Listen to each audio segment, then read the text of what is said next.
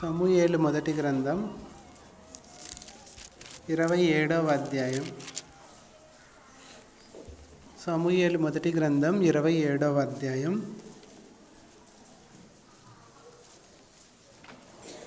ఒకటి నుంచి కొన్ని వచనాలు చదువుకుందాం. పేజ్ నెంబర్ 248 పాత నిబంధన గ్రంథంలో సమూయేలు మొదటి గ్రంథం 27వ అధ్యాయం 1 నుంచి కొన్ని వచనాలు చదువుకుందాం. తర్వాత దావీదు, నేను ఇక్కడ నిలుచుట మంచిది కాదు, ఏదో ఒక దినమున నేను సౌలు చేత నాశనమగుదును, నేను ఫిలిస్తీన్ల దేశములోనికి తప్పించుకొని పోవుదును. అప్పుడు సౌలు ఇజ్రాయేలీల సరిహద్దులలో నన్ను వెదుకుట మానుకొనును గనుక నేను అతని చేతిలో నుండి తప్పించుకొందునని అనుకొని లేచి తన యొద్దనున్న 600 మందితో కూడా ప్రయాణమై మయోకు కుమారుడును గాతు రాజునైన ఆకీషు నద్దకు వచ్చెను. దావీదు గాతులో ఆకీషు నద్ద చేరగా అతడును అతని వారందరూ తమ తమ కుటుంబముల సమేతముగా కాపురముండిరి. యెజ్రెయేలీయురాలగు అహీనోయము నాబాలు భార్యయుండిన కర్మెలీయురాలగు అబీగయేలు అను అతని 2 భార్యలు దావీదుతో కూడా ఉండిరి. దావీదు గాతునకు పారిపోయిన సంగతి సౌలునకు తెలిసిన మీదట అతడు దావీదును వెదకుట మానివేశెను. అంతటా దావీదు రాజపురముందు, నీ యొద్ద నీ దాసుడనైన నేను కాపురము చేయనేలా? నీ దృష్టికి నేను అనుగ్రహం పొందిన వాడనైతే బయటి పట్టణములలో ఒకదాని యందు నేను కాపురముండుటకు ఒక స్థలము ఇప్పించుమని ఆకీషును అడగగా, ఆకీషు సిక్లగు అను గ్రామమును ఆ దినమున అతనికిచ్చెను. కాబట్టి నేటి వరకు సిక్లగు యూదారాజుల వశమున నున్నది. దేవుడు తన వాక్యాన్ని దీవించునుగాక. ఇక్కడ మనము ఆలోచన చేసినట్లయితే దావీదు యొక్క ప్రయాణంలో, దావీదు యొక్క జీవితంలో ఒక చిన్న భాగాన్ని మనము ఈ సమయంలో ధ్యానించుకుందాం. ఇక్కడ మనం ఆలోచన చేసినట్లయితే 27వ అధ్యాయంలో మొదటి వచనంలో దావీదు ఇక్కడ నిలుచుట మంచిది కాదు అని సెలవిస్తూ ఉన్నాడు. ఎక్కడ నుంచి ఎక్కడికి వెళ్తా ఉన్నాడు మనం చూస్తే, దావీదు ఎక్కడున్నాడు? ఇజ్రాయెల్ దేశం నుంచి ఎక్కడికి వెళ్ళాలని? ఫిలిస్తీన్ల దేశమునకు తప్పించుకొని పోవుదును అంటున్నాడు. ఇక్కడ జరిగిన సందర్భం ఏంటి అంటే మనందరికీ తెలుసు. ఏంటి? సౌలు దావీదు మీద ఏం చేసినాడు? పగబట్టాడు. అసలుకు దావీదు మీకు సౌలుకు మధ్య శత్రుత్వము ఎలా వచ్చింది? వాళ్ళిద్దరి మధ్య దేనివల్ల చెప్పండి. మామూలుగా ఏ దాని వల్ల సౌలు ఎక్కువగా దావీదు మీద ఎందుకు అంతగా చంపాలని చూస్తూ ఉన్నాడు? మెయిన్ రీజన్ ఏంటి? మెయిన్ అదే. నిజంగానే దానివల్లే సౌలుకు దావీదు మీద విపరీతమైన కోపం, అసూయ, ద్వేషం వచ్చింది. అప్పటికే దావీదు ఎంతమందిని చంపాడు? ఆ మాట అనింది ఎవరు? రాజుకు 1000 కొలది, దావీదుకు 10,000 కొలది అని స్త్రీలు. అప్పటికి దావీదు ఎంతమందిని హతం చేసినాడు? ఒక్కనే. కానీ వాళ్ళు ఎంతమంది అని చెప్పినారు? 10,000 మంది. అప్పటికి సౌలు ఎంతమందిని అంతం చేసినాడు? 1000 మందిని. అసలు చేయలేదు. సౌలు 1000 మందిని చేయలేదు, దావీదు 10,000 మందిని హతం చేయలేదు. కానీ అక్కడ ఉన్నటువంటి స్త్రీలు ఉన్నవి లేనట్టు, లేని ఉన్నట్టు కల్పించి ఆయన్ను పొగడడం వల్ల ఆ సౌలు ఏమైపోయినాడంటే విపరీతమైన బుద్ధి కలవాడై విషపు చూపు చూపిస్తూ ఉన్నాడు. మనము ఎవరినైనా కానీ ఒక వ్యక్తిని పొగడాలి అంటే అందరి ముందర పొగడనవసరం లేదు. ఆ వ్యక్తిని పొగడాలనిపిస్తే వాట్సాప్ ద్వారానో, మెసేజ్ ద్వారానో, ఏదో ఒక రూపంలో వాక్యం బాగుంది, ప్రార్థన బాగా చేశారని చెప్తే చాలా. అందరి ముందర పొగిడినప్పుడు ఒక విపరీతమైనటువంటి మనసు వస్తుంది. అక్కడ చూడండి, అక్కడ జరగలే అసలుకు. ఆయన దావీదు హతం చేయలే 10,000 మందిని, సౌలు హతం చేయలే. కానీ స్త్రీలు ఏం చేశారంటే ఆ గాన ప్రతిగానాలు చేస్తూ సౌలు మీదనే దావీదును పొగిడినట్లుగా మనం చూస్తున్నాం. వాళ్ళు ఒక్క మాట పొగడడం వలన సౌలు తన జీవిత కాలం అంతా దావీదును వెంటాడుతూనే ఉన్నాడు చంపాలని. ఎంత విసపు చూపు చూపి చంపాలని చూస్తూ ఉన్నాడంటే, ఆయన తన ప్రయాణమంతా ఎప్పుడు తప్పించుకొని తిరుగుదామా అని ఆ సౌలు నుంచి తప్పించుకొని తిరగాలని చూస్తూ ఉన్నాడు. ఈ విధంగా తను ఆ ఇజ్రాయెల్ దేశాన్ని వదిలిపెట్టి ఫిలిప్పీల దేశానికి వెళ్తూ ఉన్నాడు. ఫిలిప్పీల దేశం ఎవరిది మనం చూస్తే గొల్యాతు, వీళ్ళందరూ గాతు రాజు, ఆకీషు, వీళ్ళందరూ ఉన్నారు. అసలు ఎవరు వాళ్ళు? ఫిలిస్తీయులు. ఏమవుతారు ఇజ్రాయేలులకు? శత్రువులు. ఒక శత్రువు దేశానికి పారిపోతున్నట్లుగా మనం చూస్తున్నాం. ఒక వ్యక్తి మన కొత్త నిబంధన గ్రంథంలో కూడా చూస్తూ ఉంటాం. యెరూషలేము నుండి యెరికోకు వస్తూ ఉంటాడు. ఈ విధంగా కొంతమంది తమ జీవితాల్లో ఇక్కడ నిలిచి ఉండడం మంచిది కాదు, ఇక్కడ నుంచి ఎక్కడికైనా వెళ్తే నేను ప్రశాంతంగా ఉంటాను, నేను సంతోషంగా ఉంటాను, ఈ కష్టాల నుంచి బాధల నుంచి నేను నెమ్మది పొందుతాను అని ఉన్న స్థలము నుంచి ఎక్కడికో వెళ్ళాలని ప్రయాణమైపోతూ ఉంటాం. చాలామంది బైబిల్లో ఆ విధంగా చేశారు. కొంతమందిని చెప్పండి మీకు తెలిసిన వాళ్ళల్లో. రూతు, నయోమి కూడా తన జీవితంలో అక్కడ కరువు వచ్చింది, కష్టం వచ్చింది అని ఎక్కడికి వెళ్ళింది? ఉన్న దేశాన్ని, బెత్లెహేముని విడిచి మోయాబు దేశానికి వెళ్ళింది. మోయాబు దేశం శపితమైన దేశం, బెత్లెహేము ఆశీర్వదించబడిన స్థలం. అక్కడ నుంచి మోయాబు దేశానికి వెళ్ళింది. ఎందుకు? తనను తన పిల్లలను రక్షించుకోవాలని, పోషించుకోవాలని వెళ్ళింది. వెళ్ళంగానే అన్నీ సమకూరాయి. ఏం సమకూరాయి? వాళ్ళు పోషించబడ్డారు. ఇంకా ఏం జరిగింది? వాళ్ళ కుమారులకు వివాహాలు జరిగినాయి. చాలా మంచిది. అందరూ ఏమనుకుంటారు? నయోమి బెత్లెహేం విడిచి మోయాబుకి వెళ్ళింది, చక్కగా పోషించబడతా ఉంది, తన కుమారులకు కూడా పెళ్ళిళ్ళు అయినాయి. ఇక్కడ చూడు మనం ఇక్కడే ఉన్నాం, మనకి ఏమీ కాలే, మనకి ఏ స్థితి లేదు మంచిగా అని అక్కడ ఉన్నటువంటి వాళ్ళు ఆ సమయంలో బాధపడి ఉండొచ్చు. కానీ నయోమి ఆ సంతోషాన్ని ఎక్కువ రోజులు అనుభవించలే. ఏం జరిగింది ఆ తర్వాత? వెంటనే తన భర్త, తన 2 కుమారులు, అందరు చనిపోయారు. ఎంతో తీరని దుఃఖం, వేదన. ఆ టైంలో ఆమెకి ఏమనిపించింటుంది? ఇది మంచిది, ఇక్కడి నుంచి నేను వెళ్ళడం మంచిది అని అనిపించింది. అక్కడి నుంచి వెళ్ళింది. అక్కడి నుంచి వెళ్ళినప్పుడు చాలా మంచిగానే జరిగింది. ఇక్కడ కూడా చూడండి, దావీదు ఇక్కడ నిలిచి ఉండటం మంచిది కాదు అని ఏం చేస్తూ ఉన్నాడు? ఆయన అక్కడి నుంచి ఇజ్రాయెల్ దేశం నుంచి ఫిలిస్తీన్ల దేశానికి వెళ్తూ ఉన్నాడు.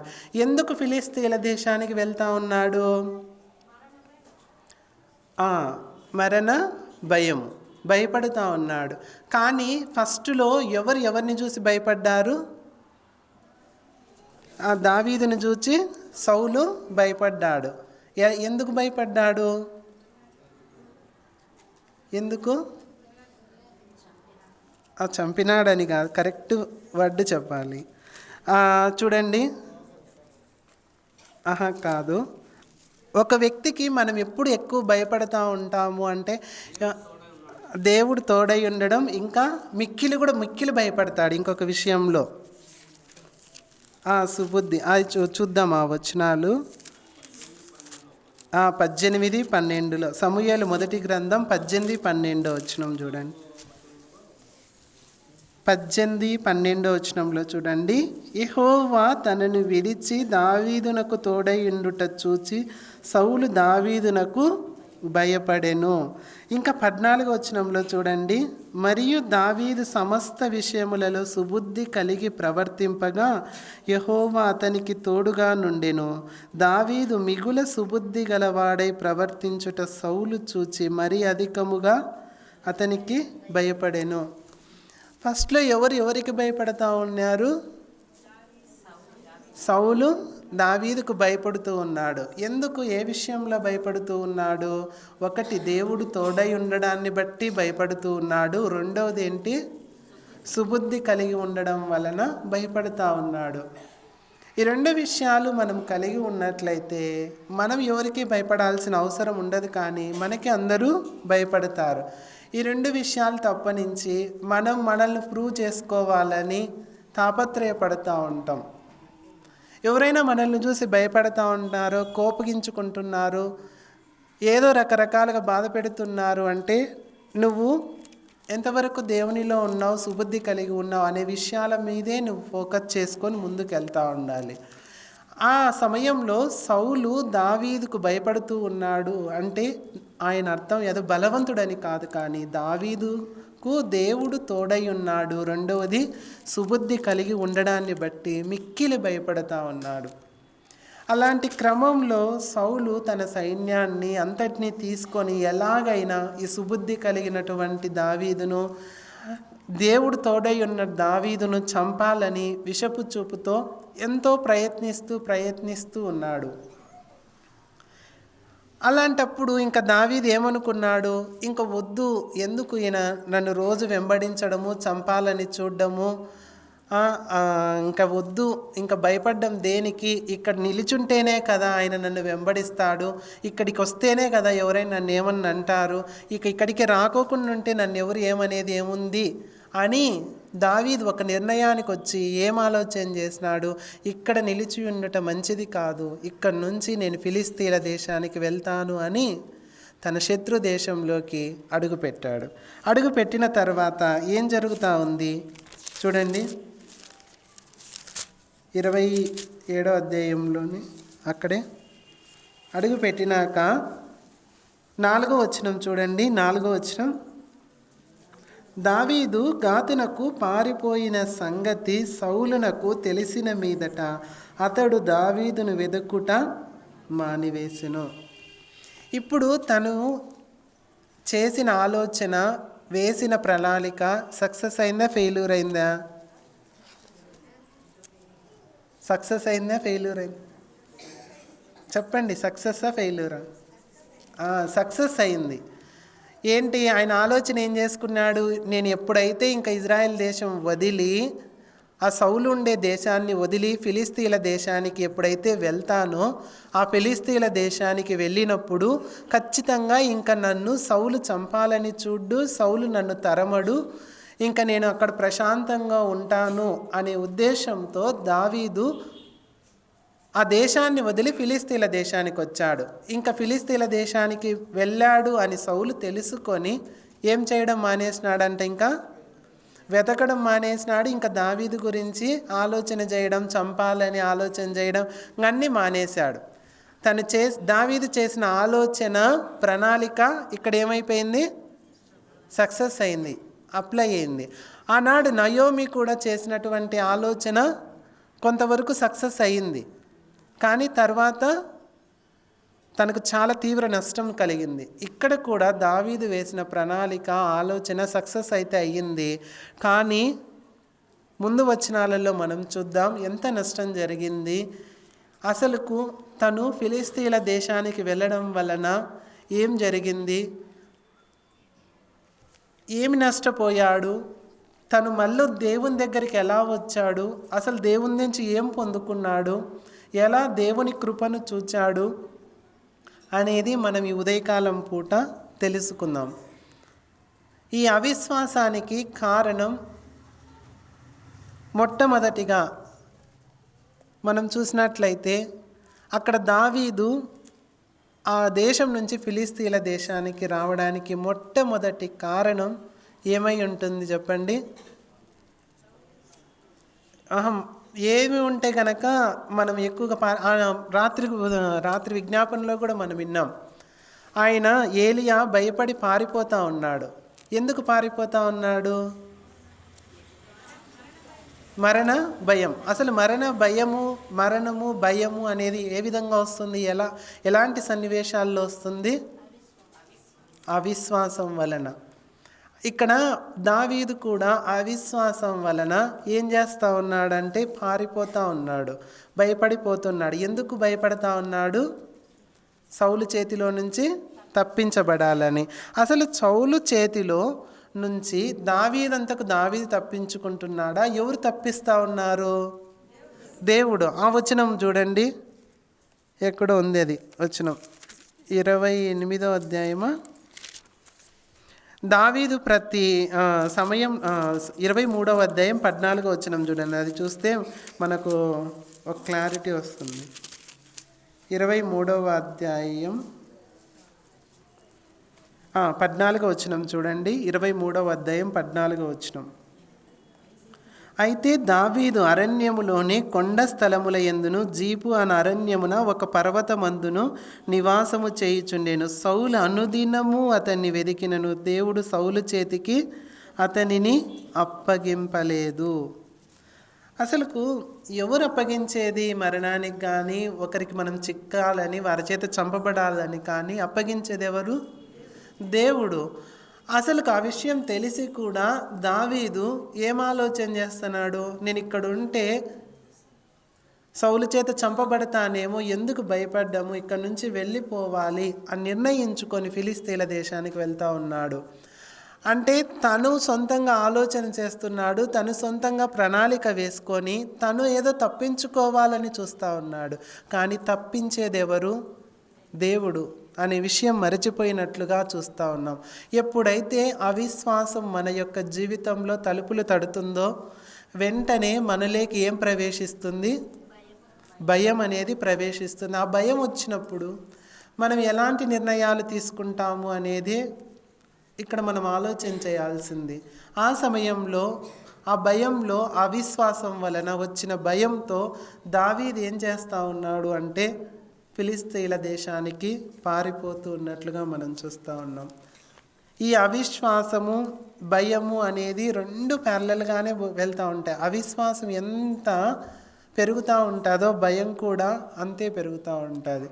అందుకే విశ్వాసం మనలో పెంపొందించుకున్నట్లయితే భయం మనలో తగ్గిపోతుంది. ఈ భయం వలన దావీదు ఉన్న స్థలాన్ని విడిచి ఫిలిస్తీన్ల దేశానికి వెళుతూ ఉన్నాడు. ఫిలిస్తీన్ల దేశానికి వెళ్ళడంలో మొట్టమొదటిగా భయపడి పారిపోవడం అవిశ్వాసం వలన. రెండవది ఏం జరుగుతూ ఉంది అంటే కనుక చూడండి, రెండవది అక్కడే సమూయేలు మొదటి గ్రంథంలోనే ఫస్ట్ది అవిశ్వాసం వలన భయపడి పారిపోతూ ఉన్నాడు. పారిపోయి ఫిలిస్తీన్ల దేశంలో తలదాచుకుంటూ ఉన్నాడు. తర్వాత ఏం జరుగుతూ ఉంది అని మనం ఆలోచన చేస్తే 28వ వచనంలో చూడండి, 28వ అధ్యాయం 28వ అధ్యాయంలో 28వ అధ్యాయం మొదటి వచనంలో చూడండి. ఆ దినముల్లో ఫిలిస్తీయులు ఇజ్రాయేలుతో యుద్ధము చేయవలనని సైన్యములను సమకూర్చి యుద్ధమునకు సిద్ధపడగా ఆకీషు దావీదును పిలిచి, నేను దండెత్తగా నీవును నీ జనులను నాతో కూడా యుద్ధమునకు బయలుదేరి రావాలని పరిష్కారముగా తెలుసుకొనమనగా దావీదు, నీ దాసుడనైన నేను చేయబోవు కార్యం ఏదో అది నీవు ఇప్పుడు తెలుసుకొందువనెను. అందుకు ఆకీష్, అలాగైతే నిన్నెప్పటికీ నాకు సంరక్షకుడుగా నిర్ణయింతుననెను. ఇక్కడ మనం చూసినట్లయితే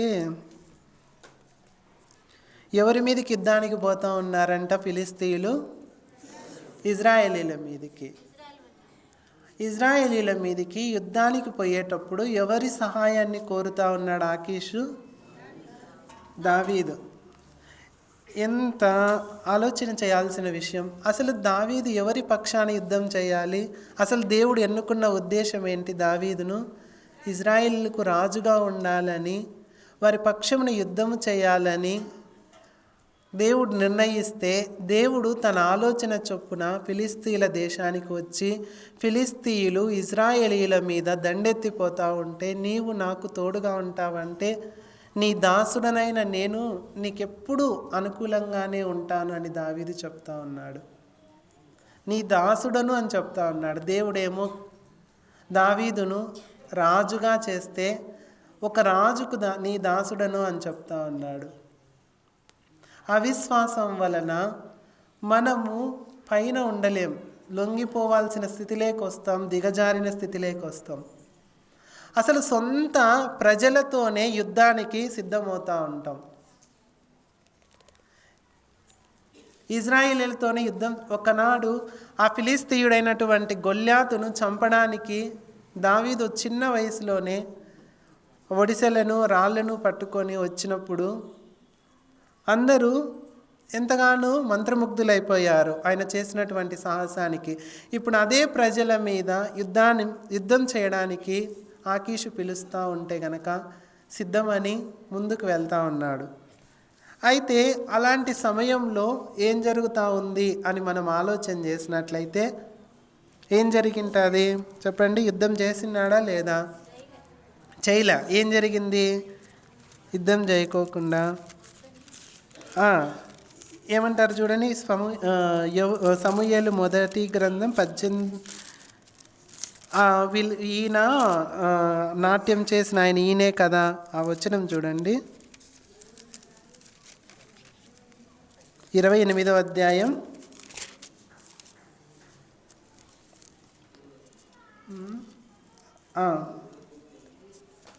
29:5 చూడండి. సౌలు 1000 కొలదిగాను దావీదు 10,000 కొలదిగాను హతము చేసిరని వారు నాట్యమాడుచు గాన ప్రతిగానం చేయుచు పాడిన దావీదు ఇతడే కాడా అని అతనితో చెప్పిరి. కాబట్టి ఆకీషు దావీదును పిలిచి, యెహోవా జీవము తోడు, నీవు నిజముగా యథార్థపరుడవై ఉన్నావు. దండులో నీవు నాతో కూడా సంచరించుట నా దృష్టికి అనుకూలమే.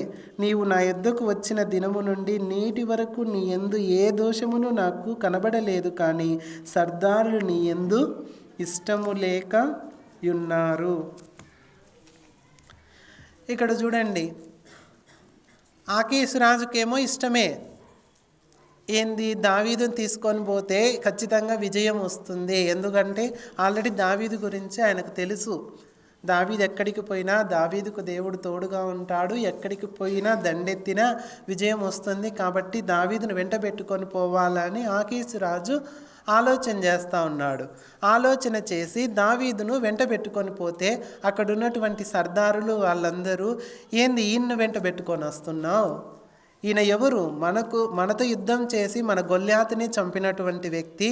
ఆ గొల్యాతును చంపడాన్ని బట్టే కదా సౌలుకు 1000 కొలది దావీదుకు 10,000 కొలది అని గాన ప్రతిగానాలు చేసి ఈయన్ను చాలామంది పొగిడినారు. ఈయన్ను వెంట పెట్టుకొని వచ్చి నువ్వు ఇప్పుడు ఇజ్రాయేల్ మీదకి యుద్ధం పోవాదామంటే మేమైతే రాము, మమ్మల్ని చంపడానికే ఈయన ఆలోచన చేస్తూ ఉన్నాడని వాళ్ళు సర్దారులు ఎవరు ఒప్పుకోలేదు. అప్పటికే ఎంతమంది దావీదు వెంట పెట్టుకొని పోయినాడు ఆ యుద్ధానికి? దావీదు సైన్యం ఎంతమంది ఉన్నారు అక్కడ? 600 మంది.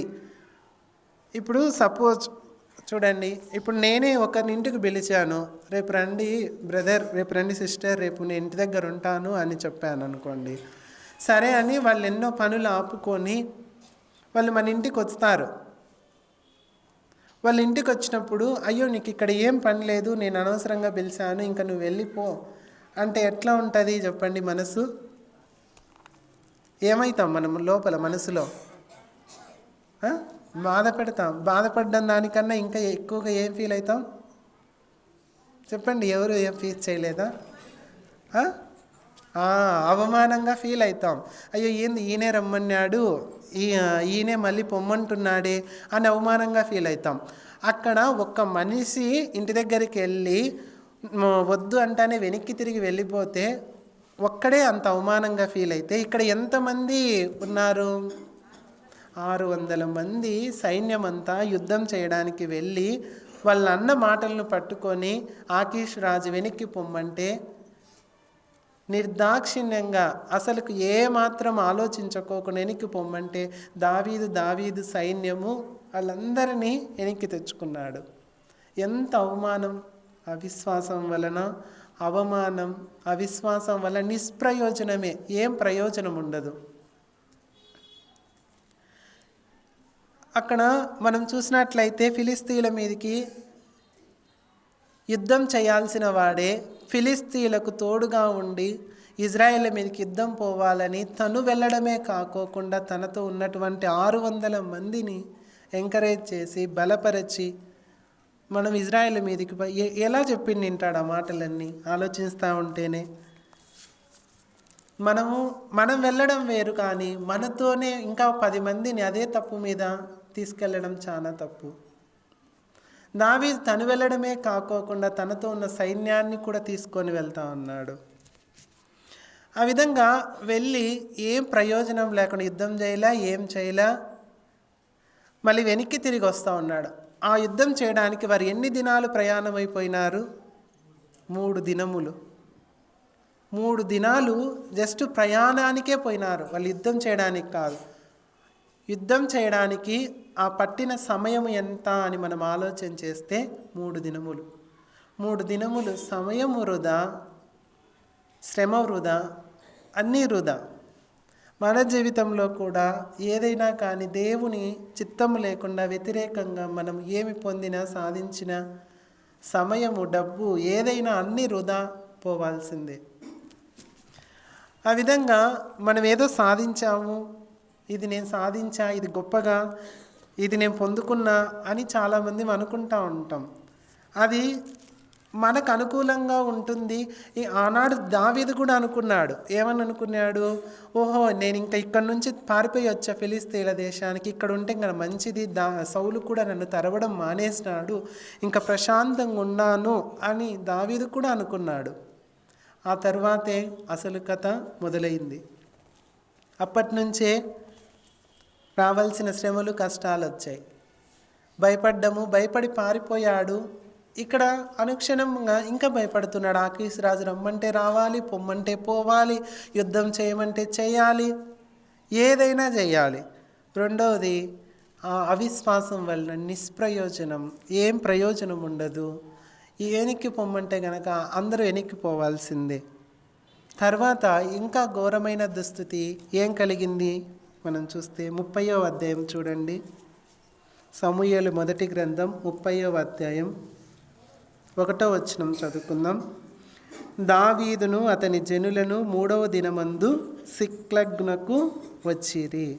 అంతలో అమాలేకీయులు దండెత్తి దక్షిణ దేశం మీదను సిక్లగ్గు మీదను పడి కొట్టి దానిని తగలబెట్టి గనులేమి అల్పులేమి అందులోనున్న ఆడువారందరినీ చెరపట్టుకొని చంపక వారిని తీసుకొని వెళ్ళిపోయిండిరి. దావీదును అతని జనులను పట్టణమునకు వచ్చి అది కాల్చబడి ఉండుటయు తమ భార్యలను కుమారులను కుమార్తెలను చెరలోనికి కొనపోబడి ఉండుట చూచి ఇక ఏడ్చుటకు శక్తి లేకపోవునంత బిగ్గరగా ఏడ్చిరి. యెజ్రెయేలీయురాలైన అహీనోయము, కర్మేలీయుడైన నాబాలు భార్య అయిన అబీగయేలు అను దావీదు 2 భార్యలను చెరలోనికి కొనిపోబడగా చూచి దావీదు మిక్కిలి దుఃఖపడెను. మరియు తమ తమ కుమారులను బట్టి కుమార్తెలను బట్టి జనులందరికీ ప్రాణం విసికినందున రాళ్ళురివి దావీదును చంపుదము రండని వారు చెప్పుకొనగా. చాలు. ఇక్కడ మనం చూసినట్లయితే ఏం జరుగుతూ ఉంది? 30వ అధ్యాయము 4వ వచనంలో చూడండి. ఇక ఏడ్చుటకు శక్తి లేకపోవునంత బిగ్గరగా ఏడ్చిరి. ఎందుకు, ఏం జరిగింది అంటే గనక వీళ్ళు 3 దినములు ప్రయాణం అయిపోయినారు కదా యుద్ధం చేయడానికి.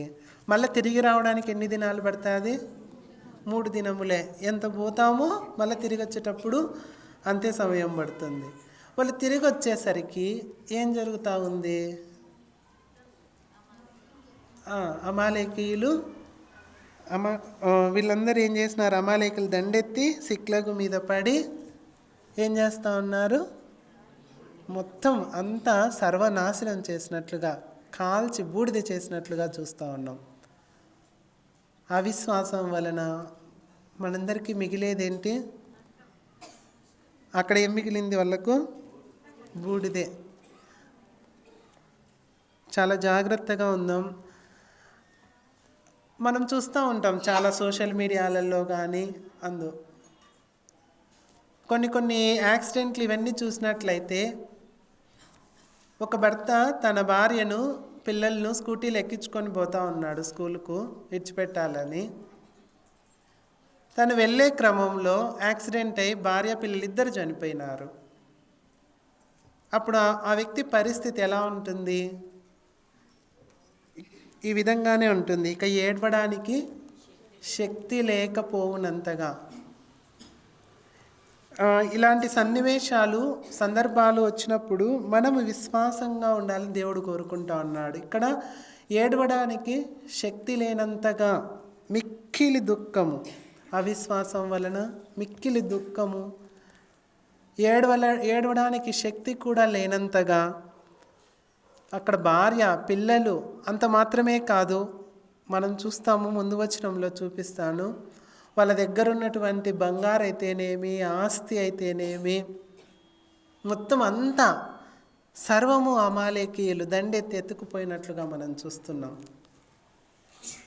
అవిశ్వాసం వలన దావీదు భయపడి ఏమైపోతూ ఉన్నాడు, సౌలు నుంచి దూరంగా వచ్చాను అని అనుకోనే దేవుని కృపను పొందుకోలేక, దేవుని ఆలోచనలను అనుభవించలేక, తన సొంత ప్రయత్నంతో ముందుకు వెళ్ళి ఏదో ప్రయాణిస్తున్నాను అని అనుకునే క్రమంలోనే భయపడి పారిపోతున్నాడు, నిష్ప్రయోజనంగా ఉన్నాడు. ఇంకా మిక్కిలి దుఃఖపడుతూ బాధలోనే, కృంగుదల్లోనే కృంగిపోతూ ఉన్నాడు. అలాంటి సమయంలో ఏం జరుగుతూ ఉంది, తన సొంత ప్రజలే ఏం చేస్తూ ఉన్నారు, దావీదును రాళ్ళురివి చంపాలని చూస్తూ ఉన్నారు. ఏ ప్రజలైతే పొగిడారో, ఏ ప్రజలైతే తన రాజుగా అభిషేకించాలని చూసినారో అదే ప్రజలు ఇప్పుడు చంపాలని చూస్తూ ఉన్నారు. కానీ ఇలాంటి సమయంలో దేవుడు దావీదుకు ఒక దారిని చూపిస్తూ ఉన్నాడు. అప్పుడు దావీదు తేరుకొని ఏం చేస్తూ ఉన్నాడు చూడండి, ఇది ఇంపార్టెంట్ మన జీవితంలో. అసలుకి అవిశ్వాసం ఎందుకు వస్తుంది, అవిశ్వాసానికి కారణాలు, అవిశ్వాసం వచ్చినప్పుడు ఏ పరిణామాలు జరుగుతాయి, ఆ పరిణామాల నుంచి మనం ఎలా బయటపడాలి అనేది మనకు సొల్యూషన్. ఇప్పటి వరకు ఏమేమి నేర్చుకున్నాం, అవిశ్వాసం ఎందుకు వస్తుంది, భయపడడం వలన.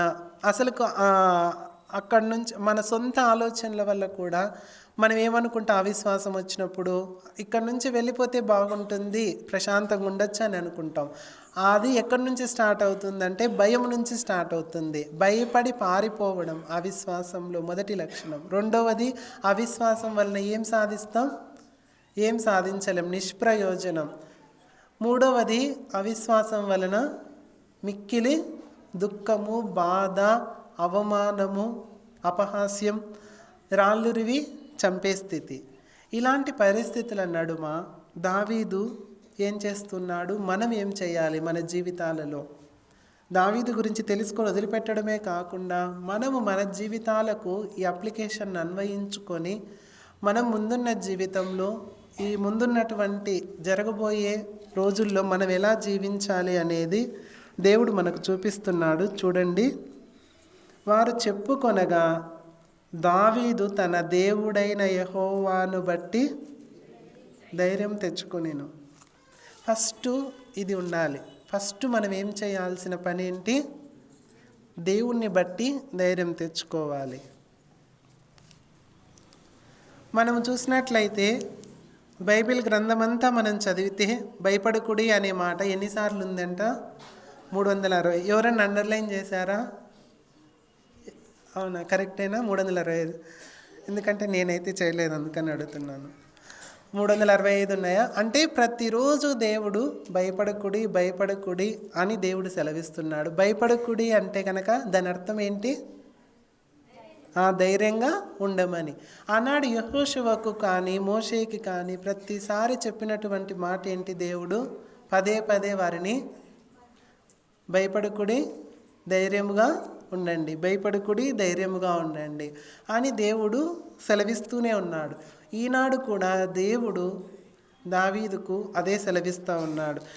భయపడకు, ధైర్యంగా ఉండు అని చెప్తా ఉంటే అప్పుడు ఆ సమయంలో దావీదు ఆ విషయాన్ని జ్ఞాపకానికి తెచ్చుకొని ధైర్యంగా ఉండడానికి ఇష్టపడతా ఉన్నాడు. ధైర్యంగా ఉండడము చాలా కష్టం అనుకుంటాం, ధైర్యమే కదా అని. అలాంటి సందర్భంలో ఇంకా ధైర్యం తెచ్చుకొని దావీదు తన మనస్సును తిప్పేసుకున్నాడు ఒక్కసారిగా. ఇంక అన్నీ నష్టపోయాను, ఇంకా నా దగ్గర ఏముంది, నేను ఇక్కడికి అనవసరంగా వచ్చాను, ఈ పరిస్థితుల నుంచి అయ్యో రావడమే సమస్యలతో వస్తే ఇక్కడ ఇంకా సమస్యలన్నీ ఎక్కువైపోతూ ఉన్నాయి. ఇంకా నా భార్య పిల్లలు అందరు దూరం అయిపోయినారు, ఇంకా ఎందుకు అని ఇంకా ప్రజలతో కూడా చంపబడతా ఉన్నాడు. ఇంకా ఆ స్థితిలోనే కృంగిపోకోకుండా ధైర్యం తెచ్చుకొని దేవుని యందు యెహోవాను బట్టి ధైర్యం తెచ్చుకున్నాడు. మనము కూడా అలాంటి సందర్భాల్లో ధైర్యం తెచ్చుకొని ముందుకెళ్ళాలి. ఆ తర్వాత ఏం చేస్తూ ఉన్నాడు, ఆ తర్వాత చేసే పాయింటే చాలా ఇంపార్టెంట్. చూడండి 7వ వచనం. పిమ్మట దావీదు ఏఫోదు తెమ్మని యాజకుడగు అహీమెలెకు కుమారుడైన అబ్యాతారుతో చెప్పగా అబ్యాతారు ఏఫోదును దావీదు నొద్దకు తీసుకొని వచ్చెను. నేను ఈ దండును తరిమిన ఎడల దాన్ని కలుసుకొందునా అని యెహోవా యొద్ద దావీదు విచారణ చేయగా. ఇది వెరీ వెరీ ఇంపార్టెంట్. ఏం చేయాలి? ఫస్ట్ ధైర్యం తెచ్చుకొని, రెండోది ఏం చేయాలా? ప్రార్థన చేయాలి, విచారణ చేయాలి. దావీదు ఫిలిస్తీయులతో యుద్ధం చేయడానికి పోయేటప్పుడు విచారించాడు, అప్పుడు సక్సెస్ అయింది. కానీ ఫిలిస్తీయులతో చెయ్యి కలిపి ఇజ్రాయేలీల మీద యుద్ధం చేయడానికి విచారించడం లేదు. మనం చూసినట్లయితే 28 నుంచి 27 నుంచి ఎక్కడే కానీ ఆయన విచారించినట్లుగా మనం చూడం. ప్రార్థన అనేది మన జీవితంలో చాలా శక్తివంతమైనది. అది లేకపోవడాన్ని బట్టి మనం మన జీవితాలలో ఎందుకు ఏమీ పనికిరాకోకుండా ఇలానే ఉండిపోతున్నాం.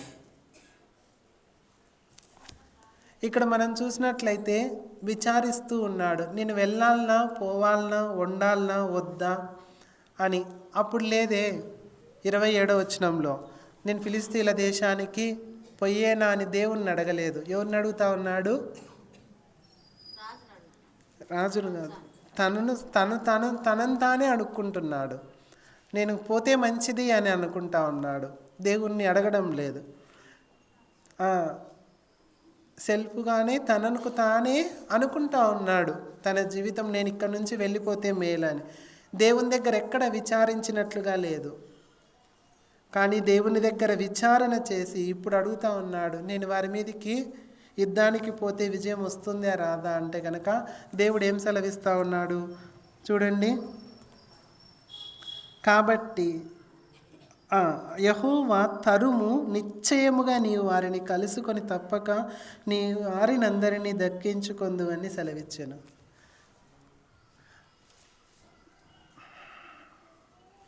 యెహోవా యొద్ద విచారణ చేయ, యెహోవా తరుము, నిశ్చయముగా నీవు వారిని కలుసుకొని తప్పక నీ వారినందరినీ దక్కించుకొందు అని సెలవిచ్చాను. ఒక మనిషి వెంటనే పిలిస్తే పలుకుతాడో లేదో, కానీ దేవుడు చూడండి అంతవరకు ఎంత చేసినాడు దావీదు. దేవుని పట్ల అయితేనేమి, ఇజ్రాయేలుల పట్ల అయితేనేమి ఎంత చేసినా సరే దావీదు దేవుని దగ్గర విచారణ చేయంగానే దేవుడు ఎంత చక్కగా పలుకుతా ఉన్నాడో చూడండి. దేవుని గొప్పతనము, దేవుని ఆలోచన మన స్థాయికి మించినది, అసలు మనం అర్థం చేసుకోలేము.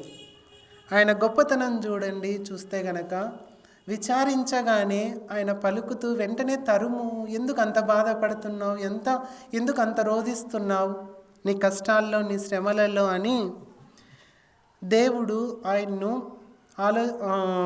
వెంటనే జవాబిస్తూ ఉన్నాడు. చూడండి, నువ్వు ఇన్ని చేసినావే, నేను నీకు ఎందుకు జవాబు ఇవ్వాలి అని దేవుడు ఆలస్యం చేసిండింటే. ఆ విధంగా దావీదు విచారిస్తూ ఉన్నాడు. మనం విచారించడానికి, ప్రార్థన చేయడానికి పూనుకోవాలే కానీ తప్పకుండా ఆయన మనకు మార్గాన్ని చూపిస్తాడు. మన బాధల్లో, కన్నీటిలో, కష్టంలో తప్పకుండా ఒక మార్గాన్ని చూపిస్తాడు. మనమే చెయ్యము, మన కష్టాలతోనే మనం పోరాడుతూనే ఉంటాం, మనమే బాధపడుతూనే ఉంటాం. కానీ దేవుడైతే ఎప్పుడు సిద్ధంగా ఉన్నాడు మనకు సహాయము చేయడానికి. ఆయన ఏం పట్టించుకోడు, ముందు అట్లా చేసినావు, ఇట్లా చేసినావే అని.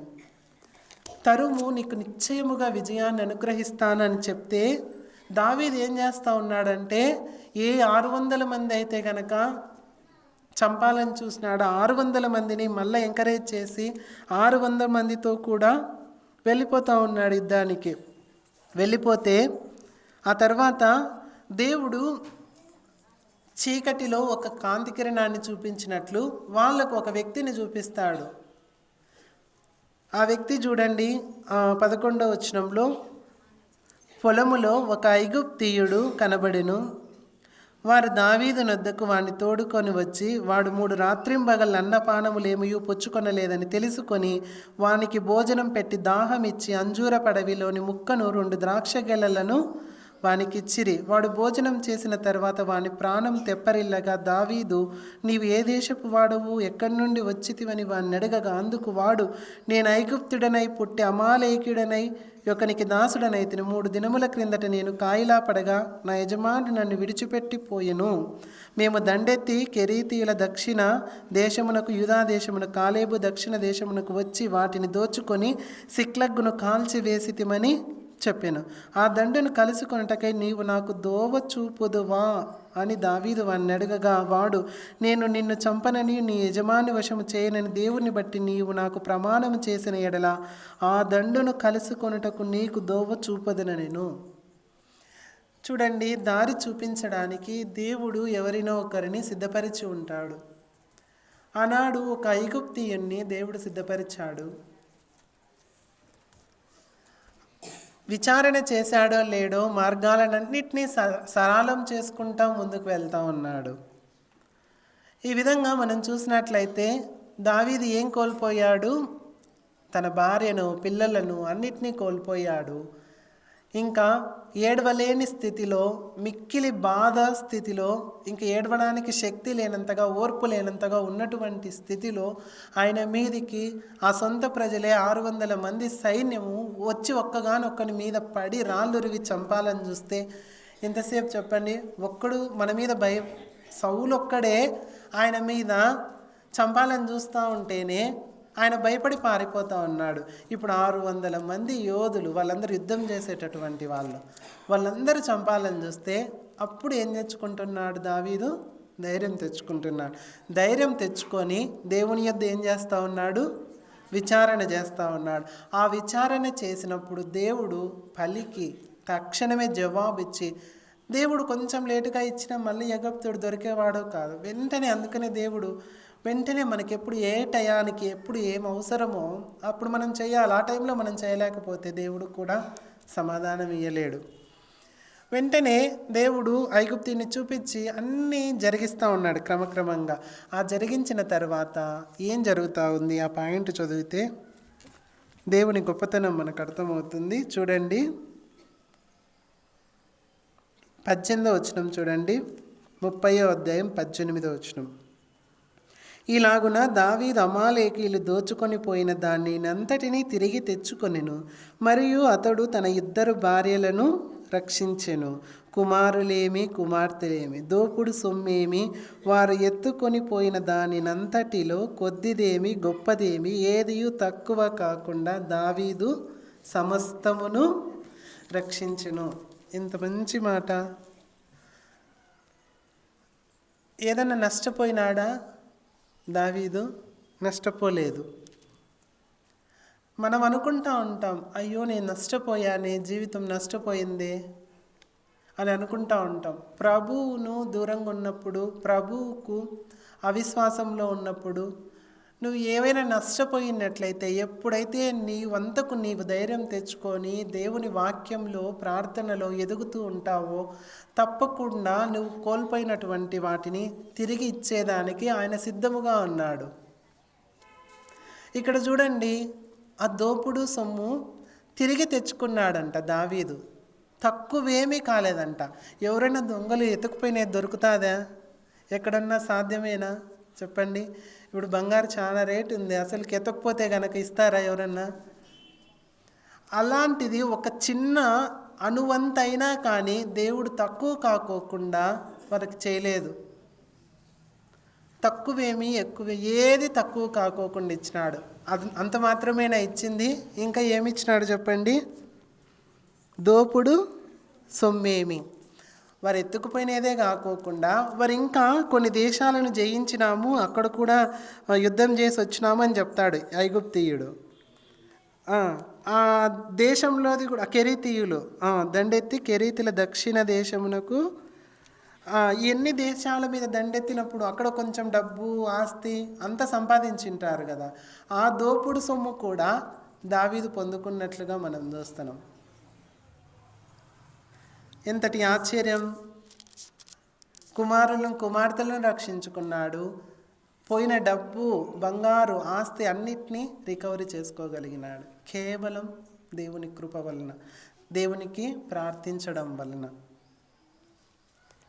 ఈ విధంగా మనం చూసినట్లయితే ఫస్ట్ నుంచి మనం చూద్దాం. దావీదు తన యొక్క జీవితంలో ఒక భాగం మాత్రమే, తన జీవిత ప్రయాణంలో ఈ సిక్లగ్గు అనుభవము ఒక ప్రయాణం. ఈ సిక్లగ్గు అనుభవంలో మనం చూసినట్లయితే ఆయన ఇక్కడ నిలిచి ఉండటం మంచిది కాదని దావీదు తన సొంతంగా ఆలోచన చేశాడు. అలా బైబిల్లో చాలామంది భక్తులు ఆలోచన చేశారు. నయోమి అయితేనేమి, ఏలియా అయితేనేమి, ఇంకా చాలామంది, పేతురు అయితేనేమి కొత్త నిబంధనలో చాలామంది రకరకాలుగా వారి యొక్క ఆలోచన ప్రకారం ముందుకెళ్ళారు. అయితే వారి ఆలోచనలన్నింటినీ సఫలీకృతమయ్యాయి కొద్ది వరకు. నయోమి తన జీవితంలో భర్తను పిల్లలు పోషించబడ్డారు, వివాహాలు అయ్యాయి.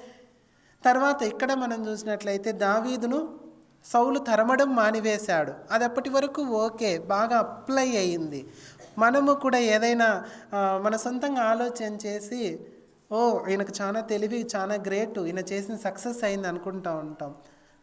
అది దేవుని ఆలోచన కాదా, దేవుని చిత్త ప్రకారమా కాదా అనేది ముందుకెళ్తే ఎంతైనా మంచిది. ఈ విధంగా ఆలోచన చేశారు. ఆ తర్వాత అప్పటి వరకు బాగానే ఉంది, మంచిగానే ఉంది. కానీ తర్వాతే అసలు కథ స్టార్ట్ అయింది. తర్వాత అవిశ్వాసం వల్ల భయపడి పారిపోతున్నాడు. అంతవరకు దేవుడే రక్షిస్తూ ఉన్నాడు దావీదును సౌలు చేతిలో నుండి.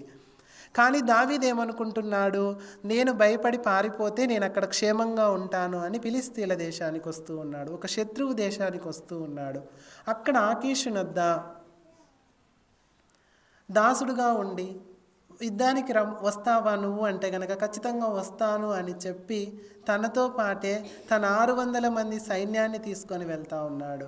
అప్పుడు వెళ్ళినప్పుడు అక్కడ ఉన్నటువంటి సర్దారులు, వద్దు ఈయన మనతో యుద్ధం వస్తే మేము చెయ్యము అని వాళ్ళు చెప్తే, సరేలే నువ్వు వెళ్ళు అని ఇంటికి పంపిస్తాడు ఆకీషు రాజు దావీదును. ఎంత అవమానం, ఎంత మళ్ళా ప్రయాణము, అన్నీ వేస్ట్, నిష్ప్రయోజనం. ఆ తర్వాత ఇంటికి వచ్చేసరికి జరగాల్సిన నష్టం జరిగిపోయింది. ఏం జరిగింది? సిక్లగ్ అంతా కాల్చివేయబడింది. భార్య, పిల్లలు, కుమారులు, కుమార్తెలు, బంగారం, డబ్బు అంతా దోచుకొని పోయినట్లుగా మనం చూస్తున్నాం. ఇక ఏడవడానికి శక్తి లేనటువంటి సమయంలో, ఓర్పు లేనటువంటి సమయంలో, ఇంకా ప్రజలు రాళ్ళురివి చంపాలనే స్థితిలో దావీదు ధైర్యం తెచ్చుకుంటా ఉన్నాడు.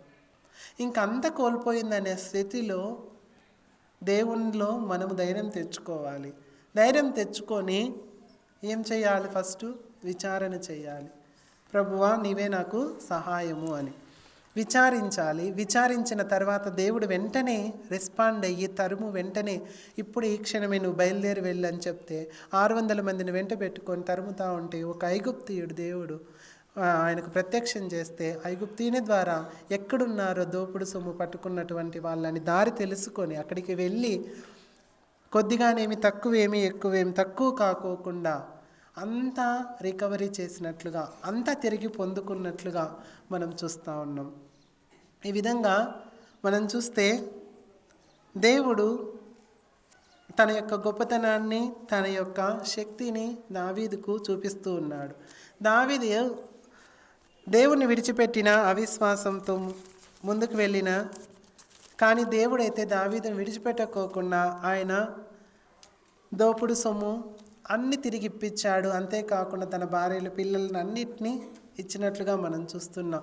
ఇది ఒక్కటే కాకుండా ఈయనైతే దోపుడు సొమ్ము దోచుకున్నది పొందుకున్నాడే, కానీ ఒక వచనం చూస్తే గనక ఆయన ఎవరిది దోచుకోలేదు, కానీ ఆయనే దోచబడ్డాడు. ఎవరైనా చెప్పండి? యేసు ప్రభు.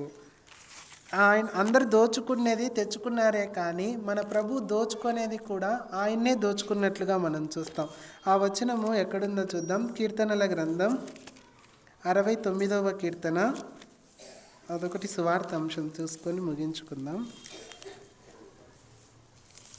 69వ కీర్తన 4వ చరణం. నిర్నిమిత్తముగా నా మీద పగపట్టువారు నా తల వెంట్రుకల కంటే విస్తారముగా ఉన్నారు. అబద్ధమును బట్టి నాకు శత్రువులై నన్ను సంహరింపగోరువారు అనేకులు. నేను దోచుకొనని దానిని నేను ఇచ్చుకొనవలసి వచ్చెను. దావీదు దానిని చంపుతాడేమో అని పారిపోతూ ఉన్నాడే కానీ ఇక్కడైతే మన యేసుక్రీస్తు ప్రభువు ఆయనే మన కోసం మరణించడానికి ఈ లోకానికి వచ్చినట్లుగా మనం చూస్తున్నాం. అక్కడ దోచుకున్నది తెచ్చుకోవాలని దేవుని యొద్ద విచారణ చేస్తున్నాడు కానీ దేవుడైతే ఆ శిలువ మరణాన్ని పొందడం కోసము ఆ గెత్సెమను తోటలో కన్నీళ్లు విడిచినట్లుగా మనం చూస్తూ ఉన్నాం. వెంట్రుకలు పెరుకు వారికి ఎక్కడ తను దాచుకోలేదు, తన ముఖాన్ని అడ్డం పెట్టుకోలేదు. ఎంగిలి మూసేవారికి తన చేతులను దాచుకోలేదు, చీలలు కొట్టేవారికి కాళ్ళను దాచుకోలేదు, బల్లెపోటు పొడిచే వాళ్లకు తన హృదయాన్ని దాచుకోలేదు. అన్నిటినీ వదిలిపెట్టేసినాడు. తననే దోచుకున్నారు కానీ తను ఏది దాచుకోలేదు, దోచుకోలేదు. ఎందుకు ఆ విధంగా చేయబడ్డాడు, ఎందుకు దోచుకోబడ్డాడు అంటే దోచుకోబడిన మనల్ని సాతాను మనల్ని దోచుకుంటే ఆ దోచుకున్న స్థితిలో నుంచి మనల్ని విడిచిపెట్టడానికి తను దోచుకోబడినట్లుగా మనం చూస్తూ ఉన్నాం. కాబట్టి యేసుక్రీస్తు ప్రభువు మన కోసమే దోచుకోబడ్డాడు. తన యొక్క శరీరం అంతా మన కోసమే గాయపరచబడింది. తను మన కోసమే శిక్ష అనుభవించాడు. మనం చేసినటువంటి పాపముల కోసమే, మనం చేసినటువంటి అపరాధముల కోసమే ఆయన దోచబడినట్లుగా మనం చూస్తూ ఉన్నాం. మనకు దాచబడని మనము ఏదైనా ఈ లోకంలో దోచబడిన దాన్ని తిరిగి పొందుకుంటామేమో కానీ ఆయన ఏమీ దోచుకోకుండానే ఆయన మన కొరకు దోచుకొనే దానిని నేను ఇచ్చుకొనవలసి వచ్చెను. ఏది దోచుకోలేదు ఆయన, కానీ ఆయన మన కోసం సర్వస్వము అప్పగించినట్లుగా మనం చూస్తూ ఉన్నాం. కాబట్టి ప్రభువైన యేసుక్రీస్తునందు ఎవరైనా రక్షణ పొందకోకుండా ఉండినట్లయితే తప్పకుండా యేసు ప్రభువును నీ హృదయమందు ప్రభువు అని అంగీకరించి నీ నోటితో ఒప్పుకున్నట్లయితే ప్రభువు రక్షణ ఇస్తాడు. ఎందుకు అంటే ఆయన దోచుకోబడ్డాడు మన కోసమే, మన పాపముల కోసమే ఆయన సిలువలో మరణాన్ని పొందవలసి వచ్చింది. ఈ సత్యం తెలుసుకున్నట్లయితే తప్పకుండా మనం దేవుని నమ్ముకుంటాం, పరలోక రాజ్యానికి వారసులమవుతాం. కాబట్టి దావీదు యొక్క జీవితంలో ఒక ఎగ్జాంపుల్ మనం చూస్తున్నాం. ఇలాంటి సందర్భాలు మన జీవితాల్లో వచ్చినప్పుడు మనం ఎలా ముందుకు వెళ్ళాలి అనేది మనం నేర్చుకున్నాం. కాబట్టి ఆ విధంగా ముందుకెళ్ళి జీవిస్తే దేవుడు మహిమ పొందుతాడు. దేవుడు తన వాక్యాన్ని దీవించునుగాక. ఆమేన్.